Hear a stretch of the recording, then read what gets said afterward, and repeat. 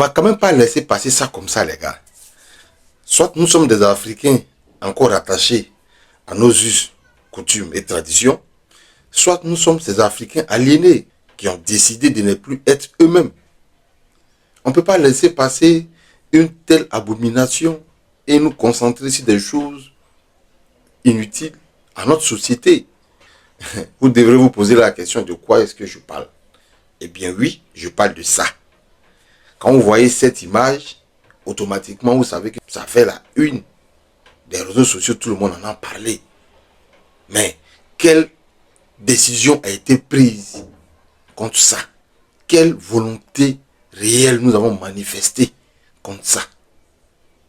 Parce que ce que vous oubliez, la base d'une société, c'est d'abord le respect de nos us et coutumes. Les lois sont venues après. La tradition, c'est la mère. C'est ce qui nous définit en tant qu'Africains.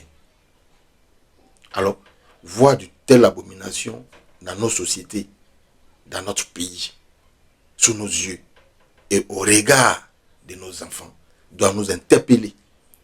On ne peut pas rester sur les réseaux sociaux à lancer 2 ou 3 posts, parler, et d'autres l'ont pris pour banaliser.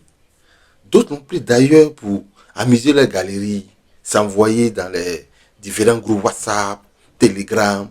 Ils en ont pris pour rire et passer à autre chose.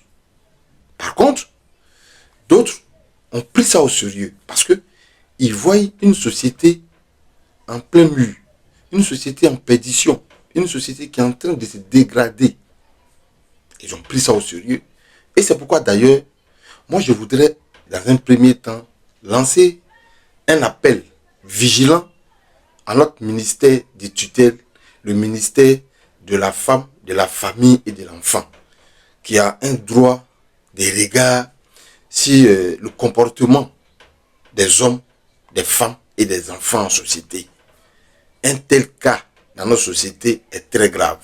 Alors, chère mère, chère maman, madame le ministre Nasseneba Touré, on voudrait vraiment vous lancer ce message-là afin que vous vous saisissez de ce dossier pour situer les responsabilités. Parce que ça y va de l'éducation de nos enfants, de vos enfants et de la société moderne que le gouvernement est en train de bâtir. C'est bien beau de faire des routes, c'est bien beau de faire des ponts, tout est bon. Mais si le comportement n'accompagne pas ces actions, ces gros travaux, vous verrez qu'en moins de 15 ans, 20 ans après, tout ce boulot-là va aller en ruine. Parce qu'il n'y aura pas une génération consciente, une génération éduquée pour pouvoir gérer le travail et continuer ce que vous avez fait. Alors, en tant que ministre de la femme, de la famille et de l'enfant, il faut réellement que vous menez des actions dans ce sens-là pour interpeller la jeunesse. Et s'il le faut même, arrêter ceux qui s'amusent à vouloir jouer avec l'éducation de nos enfants. Il faudrait qu'ils servent de leçon et dire aux enfants que tel acte est condamnable, tel acte n'est pas bien en société. D'aucuns me diront que l'acte en question de l'homosexualité en Côte d'Ivoire n'est pas condamné. Oui, mais est-ce que l'acte est également autorisé? Je dis non. Je vais vous prendre un exemple.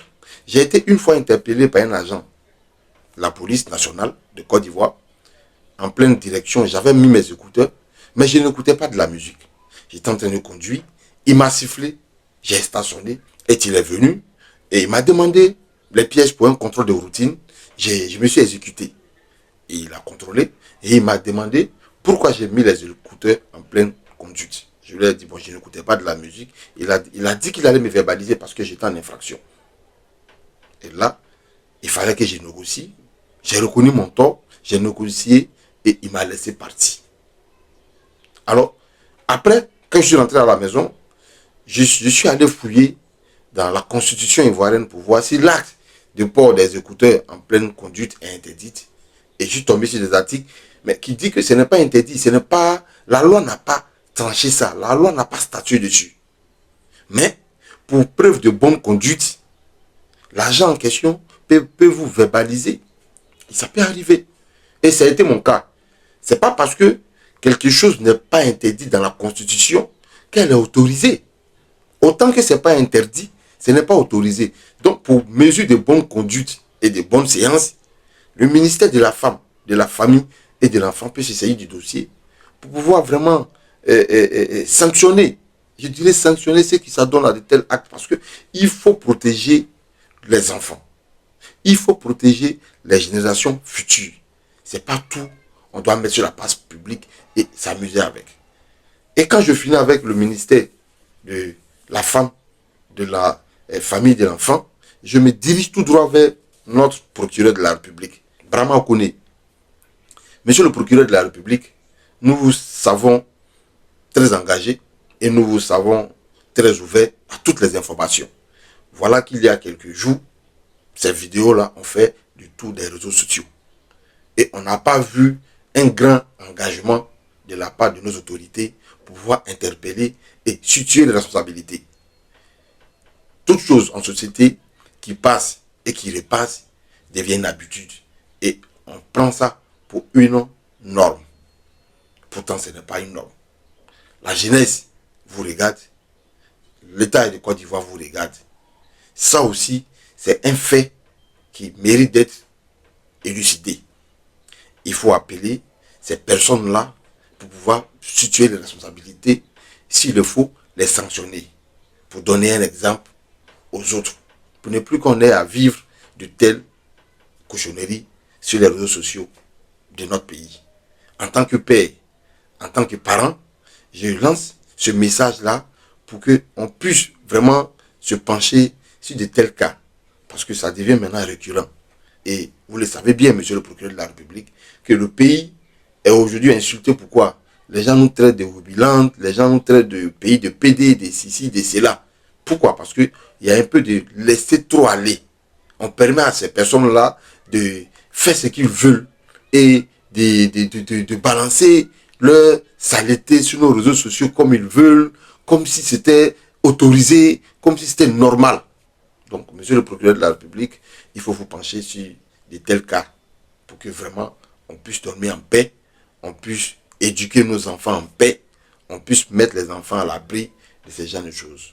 Alors, la leçon à retenir dans cette vidéo, chers abonnés, c'est qu'il faut rester digne, il faut rester concentré. Parce que tout ce que vous voyez, ce sont en quelque sorte des manœuvres du diable pour pouvoir vous détourner de vos réalités. Restez concentré parce que la vie ne fait que devenir difficile. Elle ne sera pas facile comme hier. Plus les jours avancent, les réalités aussi deviennent de plus en plus difficiles. Restez concentrés. Désormais, ça sera ainsi.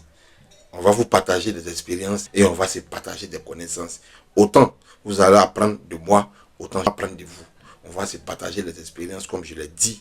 Et ce sera comme ça. Ça sera une stratégie de communication dans le monde de l'entrepreneuriat, une stratégie de communication dans le monde de la politique pour pouvoir édifier un peu ceux qui sont dans le besoin de nos expériences, qui sont dans le besoin de nos connaissances. Si ce, portez-vous bien. Take care.